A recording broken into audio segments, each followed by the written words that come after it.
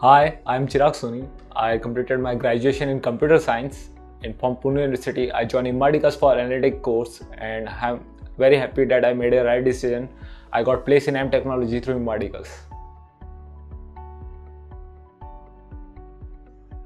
It was amazing. The staffs are here very cooperative and warm. I have learned various tools like Hadoop, SaaS, R, Python, and lecturers are here provide in-depth knowledge of all these tools in a very structured and organized way. I have a lot of change in terms of confidence and professionalism coding. The lecture made me as a introvert to extrovert. The conversion take place because of Imarticus, and I'm very thankful to Imarticus for that. Increase in terms of confidence, so it's very helpful to survive in industries and speak to various expertise about the technologies like R, Hadoop, SaaS, and many more.